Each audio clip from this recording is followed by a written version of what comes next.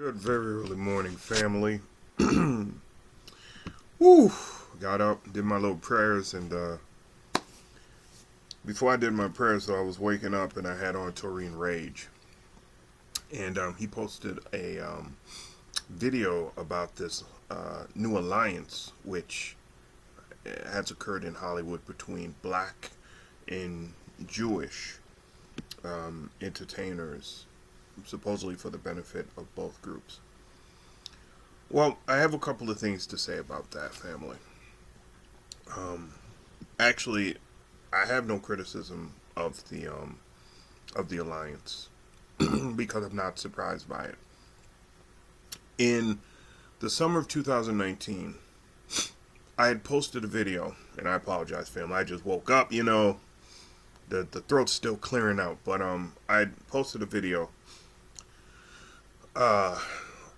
talking about racism within the Jewish community and anti-blackness within the Jewish community.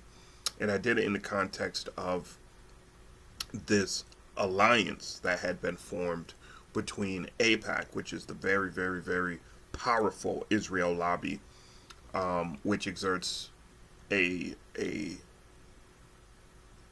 absolutely stunning amount of power over Washington, D.C. in the United States, and the Congressional Black Caucus.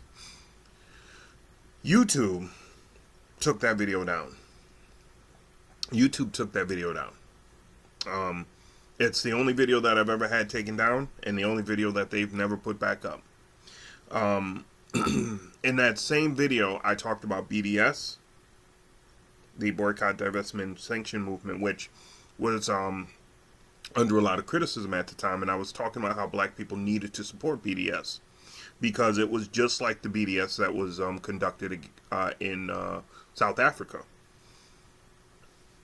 It was BDS that brought down the apartheid state in South Africa, not Nelson Mandela.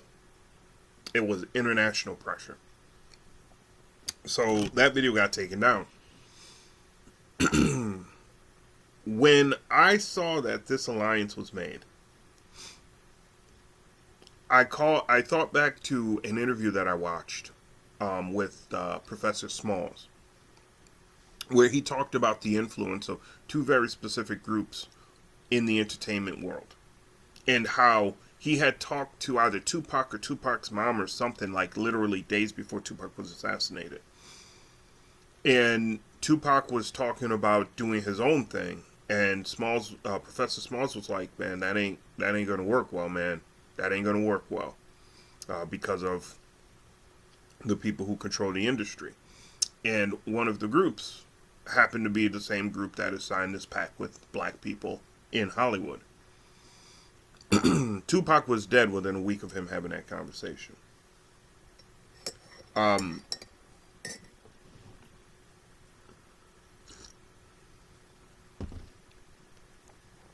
The ancestors want you to know a couple of things about this. Don't fret. Don't fret. And don't even oppose it. Let it go on through. Let it go on through. See, because what you don't realize is there's a lot of groups out here with prophecies about you. And this is something that black people just don't realize, because most of the prophecies about you and I, they keep hidden. They don't want you knowing. They don't want you knowing the greatness that's innate in you. But these people think that they're going to use those prophecies for their benefit.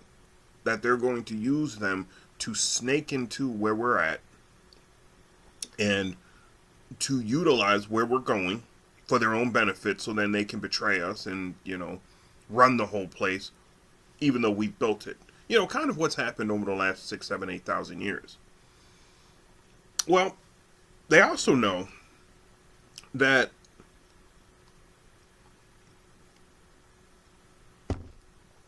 there are signs that point to an overturning of the order. And their goal is to make sure that overturning doesn't include them. That is their goal. That is their goal. That is their ultimate driving force. But I don't what they don't know, and there's a lot of things that they don't know that I ain't going to talk about here because I don't know it all. But what they don't know is what they've done over the last 4,000, 5,000, 6,000, 8,000 years, depending on the group you're talking about. That has been watched, that has been studied, and that has been prepared for. So these people may believe that they're going to benefit from this. No. Just like with the Congressional Black Caucus, they're still patting themselves on the back. Well, we quieted up the Negroes who didn't want to go along with it. And now we are in the driving seat. These black people are going to listen to us because we're their friends. Ha ha ha ha. But they don't know that they're still, under the curse of Ham. And they ain't nothing to us but tools. All right, y'all keep thinking that. Y'all keep thinking that.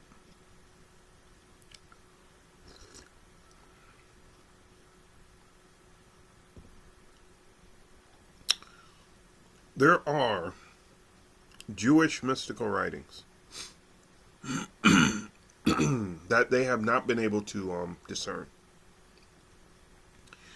And the reason they haven't been able to discern them is because how they discern Jewish writings is not the correct way of discerning Jewish writings. So what they're discerning doesn't sound logical to them. And they're right, it's not logical to them. It's just like, I was looking through the Budge's Egyptian dictionaries. And I was looking through it, and I was seeing all of these different scrolls which they had drawn from to build the dictionaries. And I realized that they had drawn from information for probably over 100 scrolls. And yet, the dictionaries were rather short. Meaning what? Ladies and gentlemen, the dictionaries aren't complete. The same thing is true with a lot of Hebrew. The dictionaries aren't complete because they don't know it all. And there's a reason they don't know it all. They don't know it all because they weren't the original ones who wrote it. They weren't the original ones who wrote it.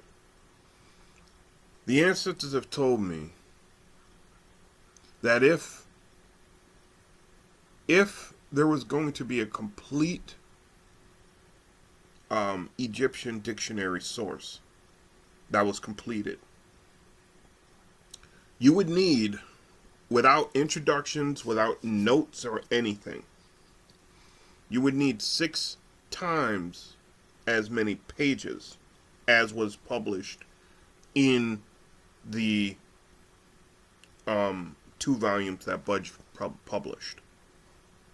But not only would you need that, you would need a compendium for, and I gotta thank Ancestral Productions for really giving me this, because this just blew my mind. You would need additional compendiums on advanced mathematics, because the reason why they wrote the things that they wrote, and was it Asa Hilliard who also gave me this?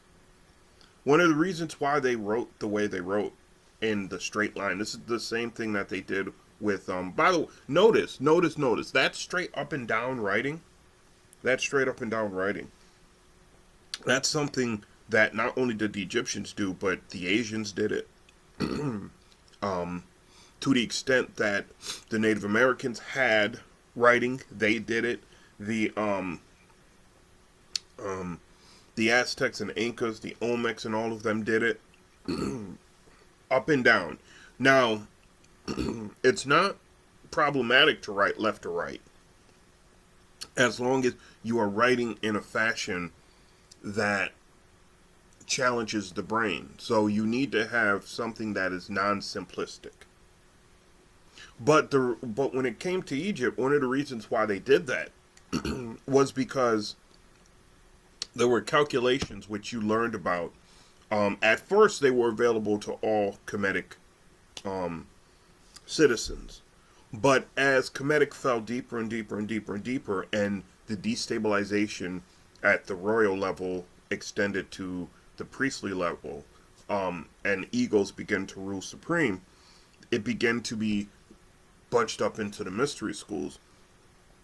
There were calculations that would have to be that they would teach you, which would enable you to, when you were reading this long exposition of iconography, there were certain, based on where you were at, based on what temple you were at, based on what town you were at, thus longitude, latitude, based on your intent, based on your need, all of this stuff would have mathematics attached to it. You would then read through what you were reading through, and you would read it 3 or 4 times. You know the significance of 1 through 4, as you know the significance of 0. As you were reading it, there were certain math sequences that you would go through in your mind. And as you were reading through it, there would be certain iconographies that you would draw out, you would pull out. And it wouldn't be every 1, it wouldn't be every 2, it wouldn't be every 10, it wouldn't be every 15. It depended on the math which you had in your head. And then through that which you extracted, you would run through another series of math sequences, which would then give you a deeper understanding of what you were seeing. Now, you might be like, that's a lot of work. That is a lot of work.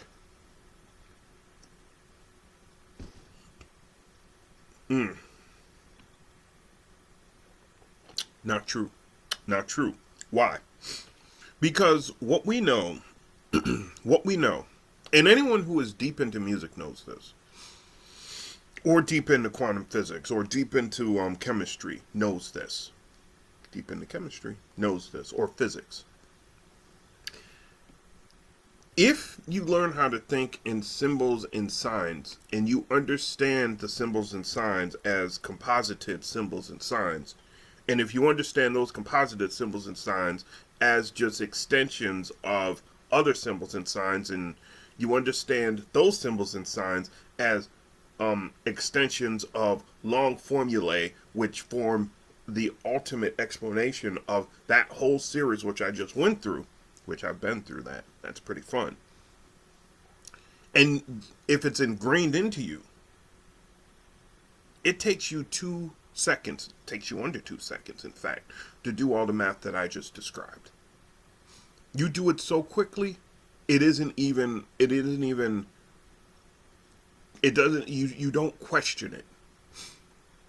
When Phil Valentine talked years ago about the moving pictures, I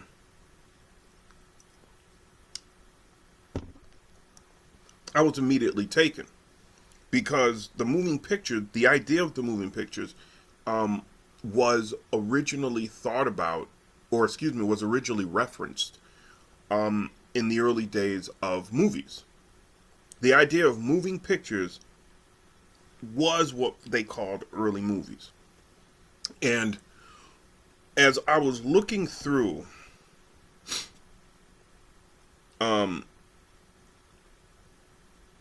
the iconography from Egypt, and I kept in my mind the idea that they should vibrate, they started moving. And then it was years later when the ancestors were like, okay, so this is how you can understand. Now, I don't understand the iconography yet. I don't. I wish it was that easy for me. I wish I had the time yet to do it, but I don't. So it's what it is. But, and this is, I think, the most important. If we were to really have a complete and utter recording of the Kemetic language, the books that would have to be written, would include, like I said, 6 times, just to give you a compendium of the language that you're talking about. It would be 6 times the size of that which was printed by Budge. So you're talking about, 12 to 18,000 pages just on the wording. And some of, not all of, but some of the wording that he talked about in his book is just absolutely incorrect. There's too many repetitiveness concepts. But that's another thing. You would need the compendium on the mathematics. You would need a compendium on will force and how will force and the levels of the soul interacted with the words as they were read. You would need a compendium on each of the letters and why they were picked, because they weren't just picked for nothing. And you would need a compendium on the power of the decans or the deacons and why they are so important. Now, mind you, it has never left me that the star constellations were named decans or deacons, and the Catholic Church named part of their group the deacons. I've just never forgotten that. And then you would need one specifically on the gods and goddesses, because the gods and goddesses played a huge role in that, which was crafted in the language. Now, why am I talking about this when I'm talking about this alliance? There's 2 fears that we aren't listening to presently, because they're kind of disconnected from where we are at. The first fear comes from Egypt.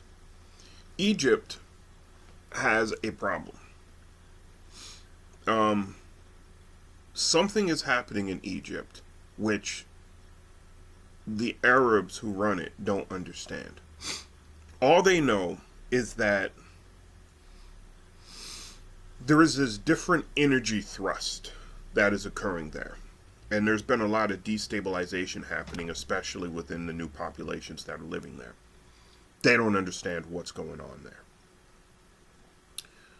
Well, there is that river that runs underneath Egypt, underneath Khem-Mut, and underneath the Sahara. It's an incredible river system that's about 1 mile to 2 miles down, maybe even as far as 4 or 5.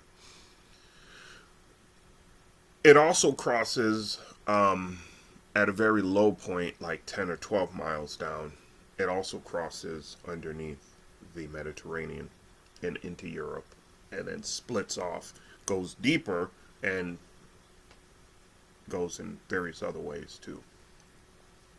Part of it actually empties into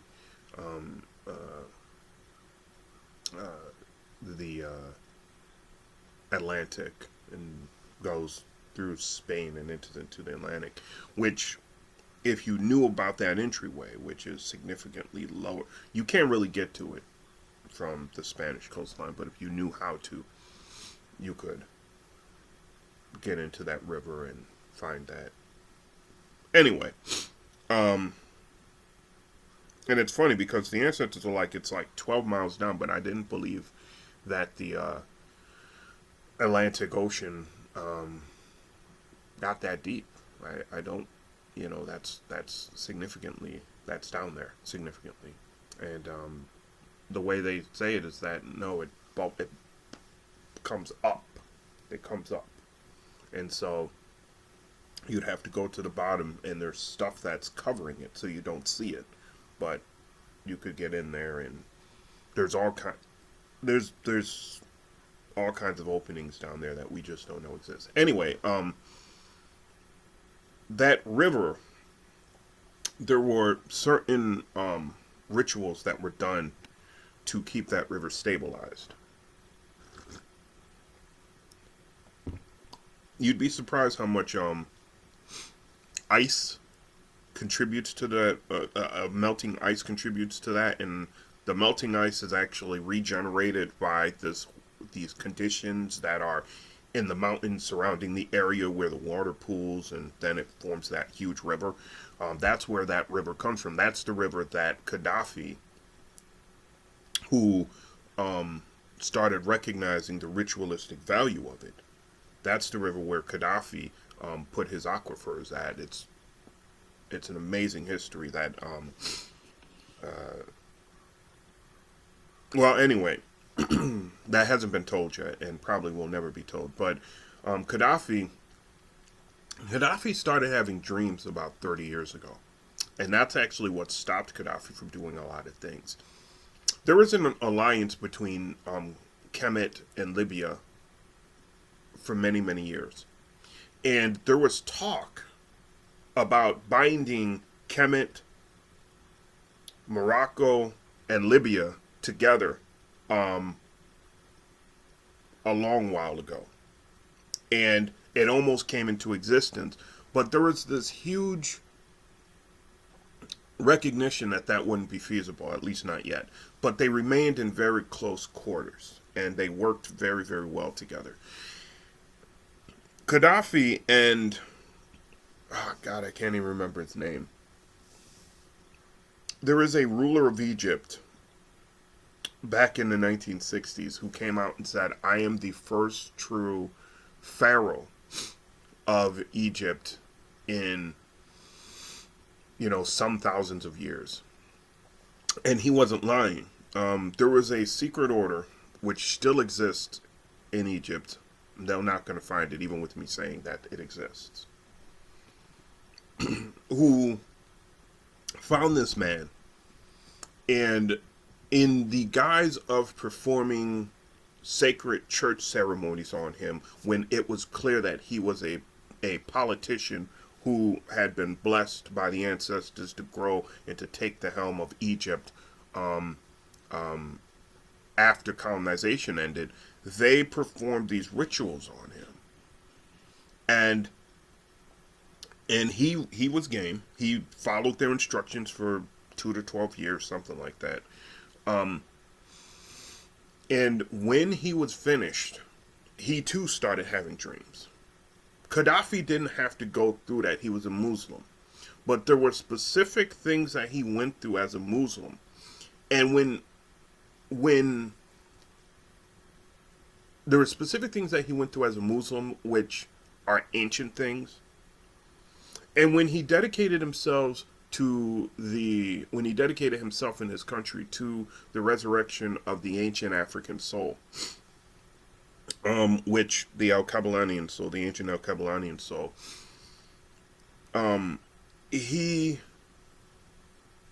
there was his religious people, his religious mentors, I guess is what I'd call them, met with Gaddafi and said, look, you need to do some more things if this is what you want to do. And once he did those things, that's when the dreams started coming. And Gaddafi saw some things that were to be happening in Africa. And he understood that the Sahara River is what I guess I'll call it for the time being, the Nile of the east to west. The Nile of the east to west. It actually flows underneath the Nile and comes up, and it splits abruptly into what we would call the center of the Sahara. Then underneath the Sahara, there are all these fingers. And what you got to understand is the Nile of the east and west is huge. It's like the Mississippi. but it's actually a little bit bigger than the Mississippi. It'd be like 2 or 3, 4, 5, 6 miles across. Um, and it forms lakes and stuff. I'm talking about underground, guys. And then the fingers, the finger that he tapped into was a mile wide. It was a huge aquifer, and so you had all this fresh water, and he recognized that that was about to destabilize, and it was about to destabilize, based on nothing that man did. It was about to destabilize because water has an energy, and water has its own destiny within it. And the goal of the water was to reemerge the long lost civilizations that had been covered over by the sand in the Sahara. Gaddafi, in an attempt to get ahead of that, listened to the ancient voices and started building the first cities that would be a part of that resurrected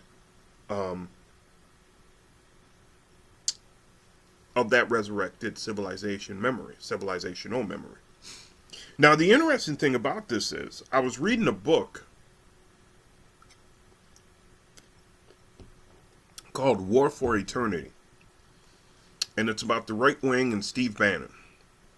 And in that book, and by the way, this is something that the ancestors started talking to me briefly about 6 years ago, 2015, when I didn't have any clue what the heck they were talking about.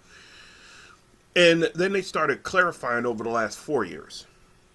So, but in that book, some of these right-wing people who are very corporatist and what have you, had put forward a plan to build cities in the Sahara for African refugees to go into and to get jobs and things like that. And I, to myself, I was like, why the hell would they want to build these cities? And then I thought about it and I said, wait a minute.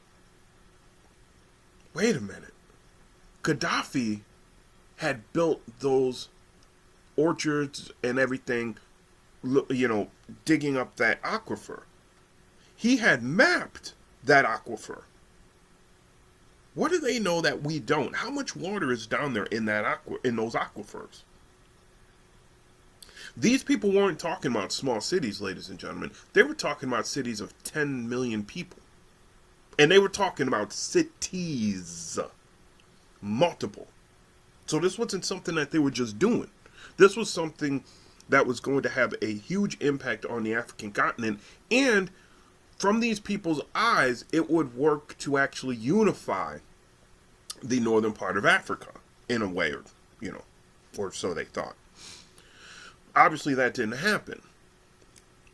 Gaddafi, which, by the way, it is not beyond any kind of thinking for me that these people might have gotten a hold of Gaddafi's works and might have seen that was what he was planning on. But Gaddafi started realizing that he could get ahead of this. Those dreams were telling him to get this stuff done. And look, he did it. Now, I said 30 years ago. It was more like 40 or 50 years ago. But that was when those dreams started really grabbing hold and rooting down. Gaddafi's key, what Gaddafi was trying to do, Gaddafi was trying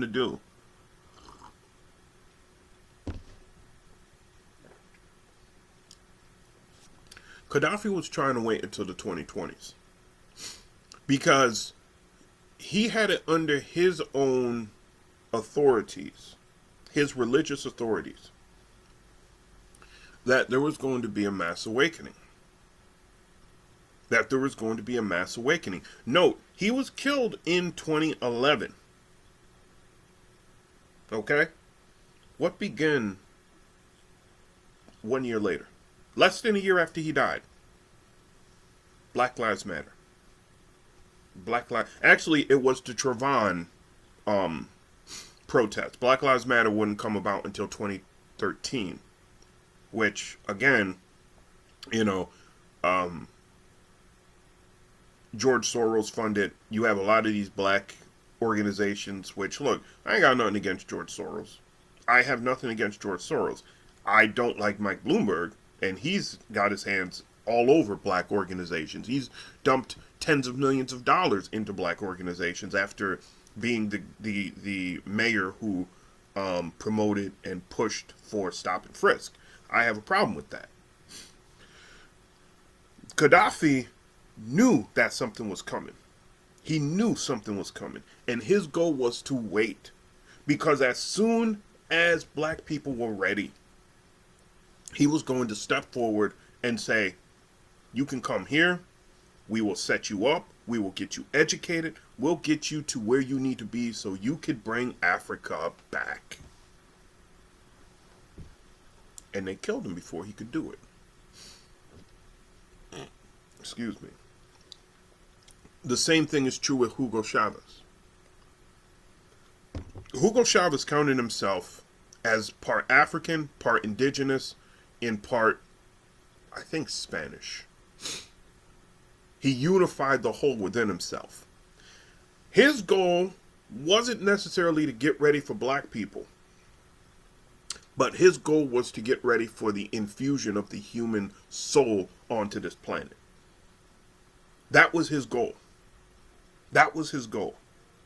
Unfortunately, he didn't live to, carry out that. But that is why the United States is going after Venezuela. And I will say this, because the ancestors gave this to me yesterday, and I've been waiting to talk about Venezuela, because Venezuela is close to my heart.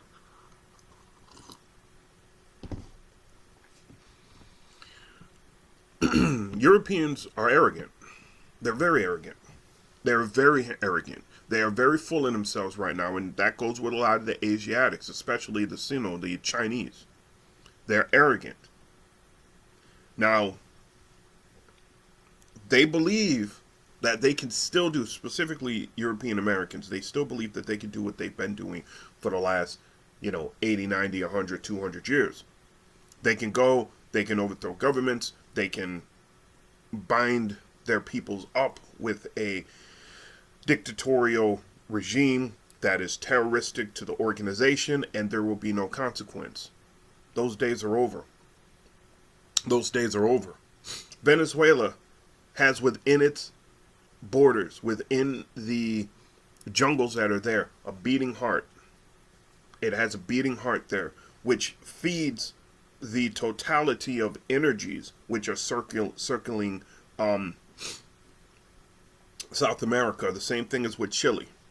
There's 4 beating hearts. There's 4 beating hearts. I know I just did 8, right? There's 4 beating hearts in South America, with a 5th in Central America around Panama. There's 4 beating hearts. There's one in Chile. There's one in, I think, Colombia, if I'm seeing it correctly. There's one in Venezuela, and there's one in Brazil. 4. The one in Venezuela, though, is massively important because the first seeds that led to the growth of the Amazon rainforest, excuse me, exists there. Exists there. Now, you may be like, well, wait a minute. different,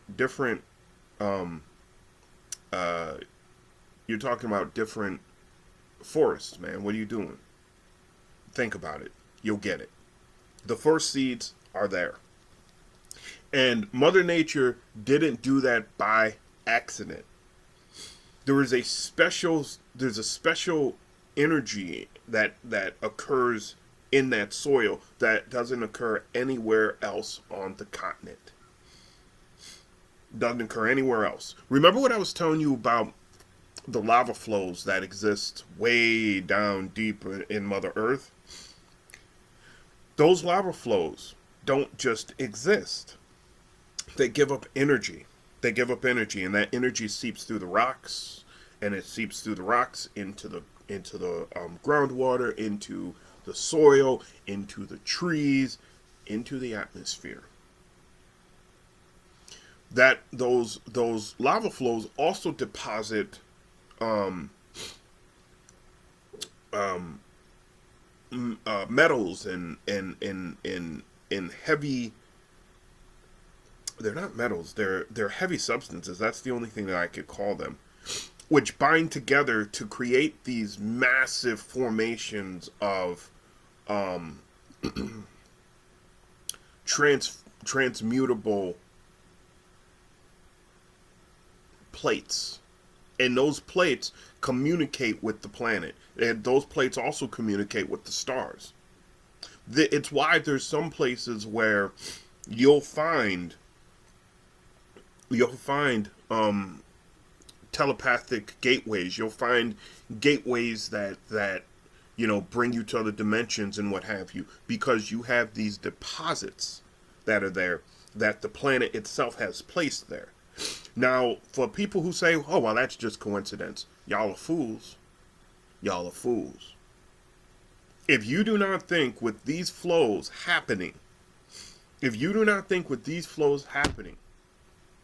that this is not that this isn't on purpose, that there isn't a bigger purpose, thus there isn't a bigger energy that's operating to make these things real, you're fools.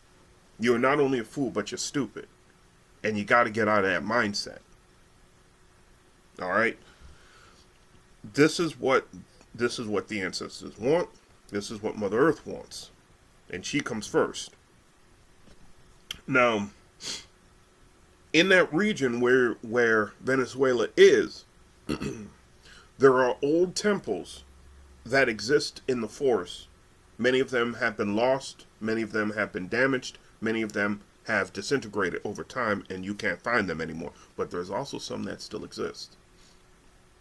And they tell of a history. And they tell of prophecy. Just like those scrolls of Yuds do overseas. They tell of prophecies, and those prophecies have to do with us. They have to do with 2 or 3 different ways that history could have went.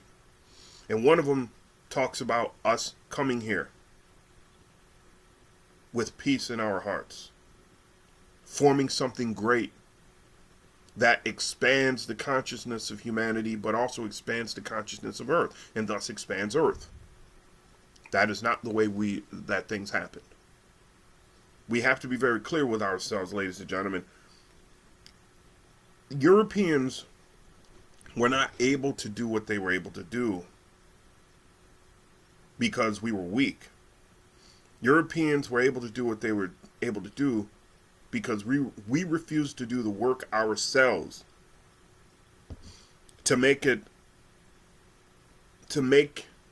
those attributes which were passed on to Europeans deactivated.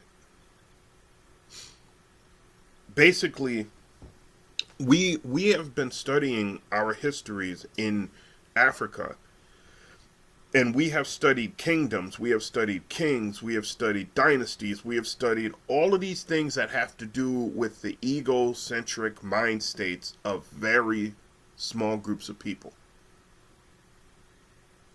And we have glorified these things, as I think we should to an extent.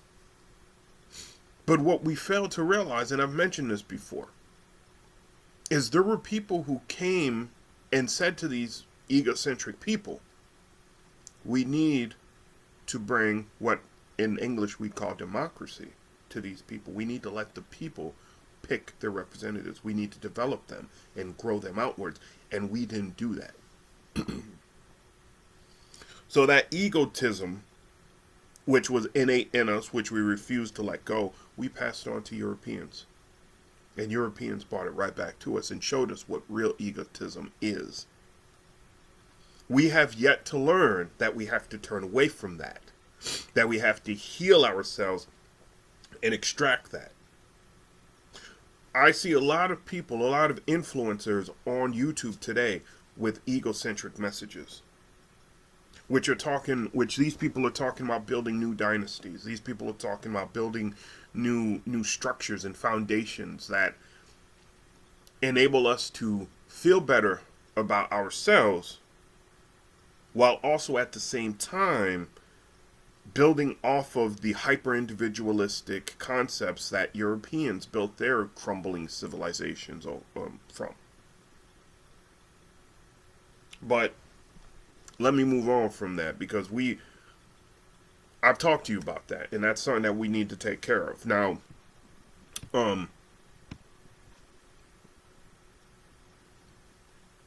another pathway that we could have accessed, in according to the Venezuelan temple prophecies,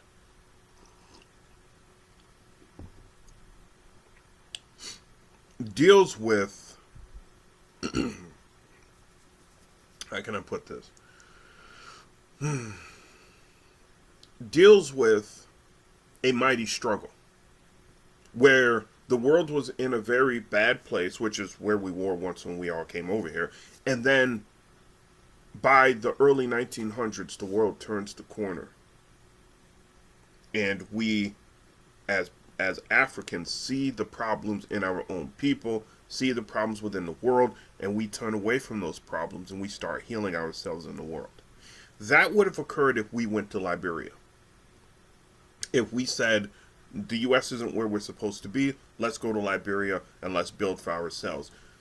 Our being in Liberia would have been the catalyst to unify most of Africa.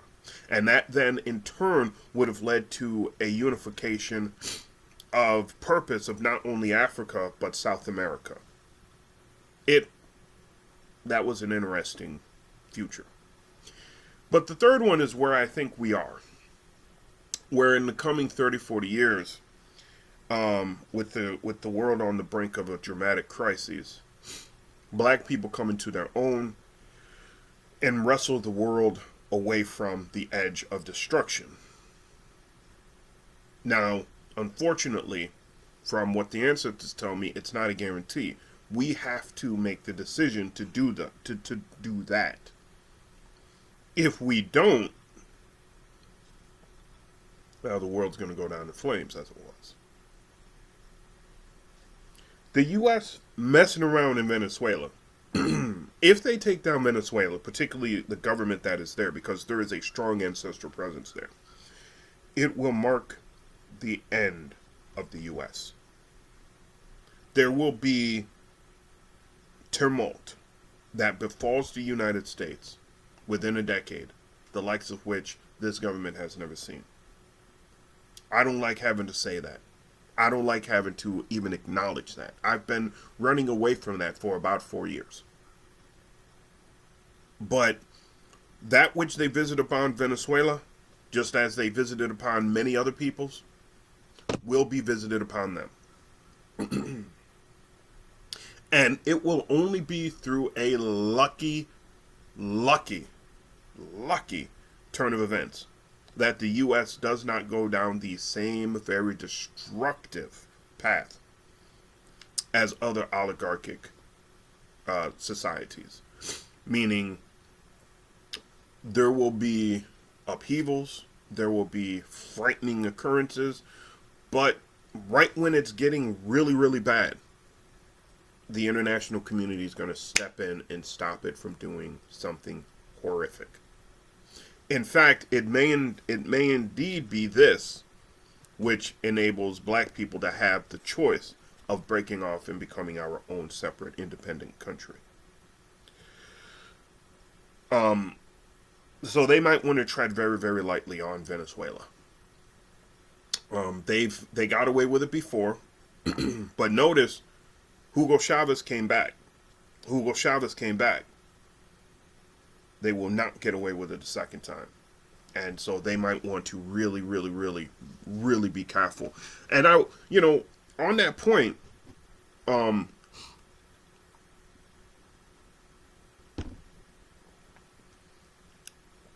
I have been feeling that there is a massive destabilization occurring in the collective mind of this nation.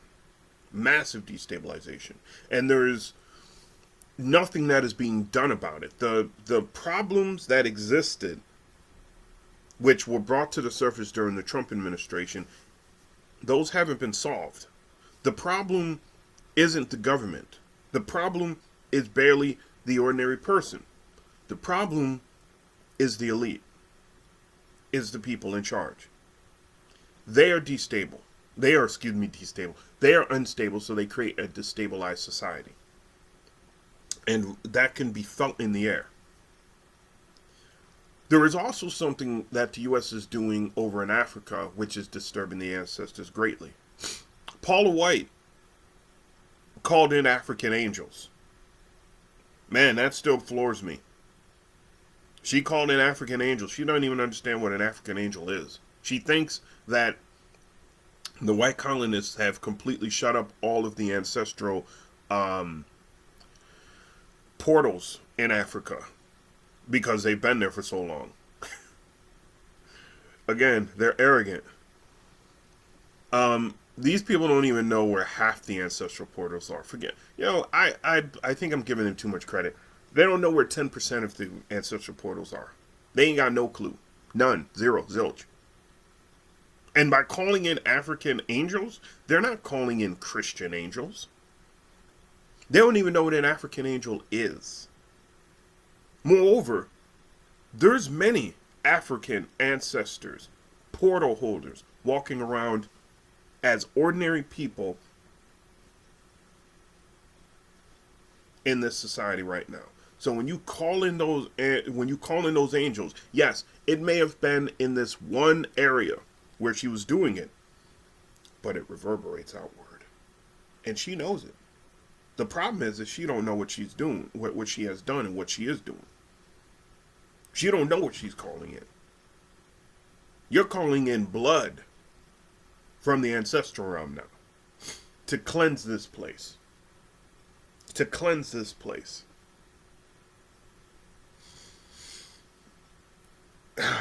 Man.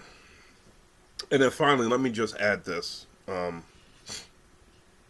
Yuds are not going to be as benefited by this as they think they're going to be. What they're trying to do is they're trying to take Israel to another level because they recognize something. They ain't going to tell you that they recognize it, but they recognize this. What did I tell y'all a couple of years back about Israel? The real Israel is where? The real Israel is in Africa.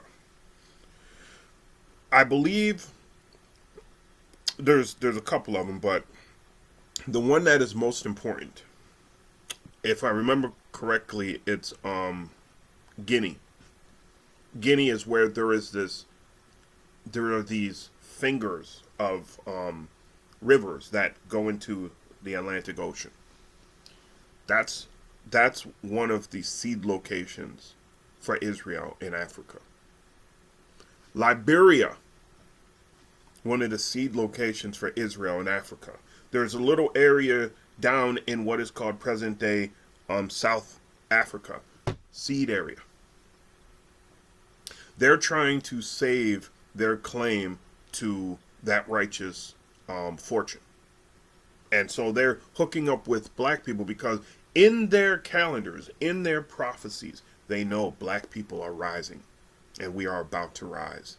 And the only way that they're going to be able to survive and be able to do what they've been doing is if they get in with that group, which is what they've done. They did it with the Europeans. They did it to a smaller extent with the Asians. Now they're doing it with the Africans. The ancestors want them to know wheat and shaft, man. The grain in the shaft, it's happening right now. And then finally, 4,000 variants of COVID-19 are pushing their way through the world. If Africa does not understand what this thing is, at least on the one level trying to tell us, they need to get together and stop playing these games with Europe. Europe does not have at their heart what is good for Africa. Let Europe go and start gathering together all of the countries, create a commonwealth from the Sahara downward. And if South Africa don't want to mess with you, that's fine. Let them dangle out there a little bit. They'll get their minds right. Break yourself up into small, workable Commonwealth pieces within the larger Commonwealth and get administering yourself to build your society up. 4,000 variants circling the globe right now. I remind you of something. Last year, when some people, including some Africans, said this is bad. This thing is mutating really, really quickly. You had the WHO, you had CDC organizations from Europe to the United States coming out and saying, please, there's only like 5 of these things circling the country or circling the world, and most of them are dying out. Or I think actually at the one time it was like 7 or 8 of them, and most of them are dying out. It literally was like, it was less than 10 variants. This was less than a year ago they were saying this. And they also said, and this was in the spring, they were saying, oh, it's not mutating that quickly. It's not mutating that quickly. Well, look at where we're at now. Can you say it's not mutating that quickly now? Ladies and gentlemen, one of the primary reasons why this is happening is to get the United States and get European modelers who are creating the templates for the societies that they are at the head of, to stop playing this game of production being at the center of each society and consumption being at the center of production. We need real societies, and it's not about production. It's not about employment and being employed until you're dead. There's greater things that we have to be worrying about. And the fact that these people, including China, they don't want to let go of this notion of it's about work, which, by the way, it isn't about work for them. You know how the song years ago was like work. Yeah. Propaganda, guys. That was propaganda. Get you to think on terms of, oh, I have to be employed. No, that's what it's about, by the way. It's not about work. Work feeds the soul. Employment takes energy from the soul and puts nothing back. So they want you concerned about employment when we are at the place where we're supposed to be in the history of this world. We produce enough food to feed every person and more on this planet. We produce enough comforts to eliminate poverty everywhere on this planet. We have the technology which is necessary to make natural plastics, natural electronics, and even if with the natural electronics, we'd have to try a little bit, over the coming 4, 5, 6, 10 years, but we'd be able to make natural electronics. We have at our disposal the possible technologies to make perpetual motion machines, which would alleviate the need for vast outstretches of electric utility grids. We won't need it anymore. We have the know-how to make perpetual motion machines, which, if we were actually developing them over the past 40 years, 50 years, they would be far more stronger than they are. Much more stronger than they are. I mean, you'd be talking at this moment in time, you'd be talking about a perpetual motion machine that resembles a server. I don't know if you've ever seen one of the big square servers that they push in. It would resemble a server, but that could be used to literally provide electricity year-round in a home, fully functioning. With today's modern appliances and everything, you'd be able to use a server like that, and you wouldn't have to worry about an electric bill or anything like that. But see, we have access to these technologies. The reason why they won't use these technologies is because then you'd have to start educating people into their greatness, and they don't want to do that. Well, since they don't want to do that, Mother Nature has something for them. Since they don't want to listen, they don't want to do this work, Mother Nature has something for them. There was a couple of years ago, I want to say 2014 was when I saw this.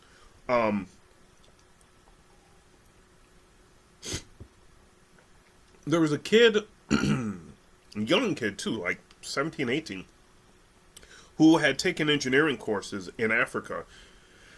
And he had built this lamp. And I don't know how the technology worked, but it was a large floor lamp. And what you would do is it had two sides to it. The top, both sides, looked like they had the umbrella-like structure, and there was a coil light inside of it that was natural light. You would flip it over, and I think he said for like 4 to 6 hours, if you had it turned on, it would give you light. If you turned it off, then, it would just reserve the energy and the light. Well, you flip it again, it would just do the same thing. And it would keep doing this. This is the type of, quote, technology, even though it's beyond technology. Remember what Phil Valentine said about technology being the lowest form of creation? He wasn't lying. This is the type of technology that is actually waiting to be unveiled on this planet. Now, Phil Valentine and them keep saying that white people, that rich people, most of them who are white, have access to very, very, very advanced technologies. And I think to an extent that is true, to an extent. These people get prototype stuff that is 4 and 5 years old. So they are slightly ahead of us. But these people aren't living lives that are dramatically different than ours. Because most of the advanced technologies, and again, I hate that word because it is the lowest form of creation. Technology, teach knowledge, it extracts information from you. So you don't want something like that. You want something that goes beyond that, which there's actually a word for that. But most of the stuff that might be considered advanced, they don't want anything to do with that because it would mean their system would have to change. Imagine a perpetual motion machine that is the size of a family water heater that you put on a plane that makes that plane fly. Imagine a perpetual motion machine that is the size of a pickup truck. No, not a pickup truck. I'm sorry.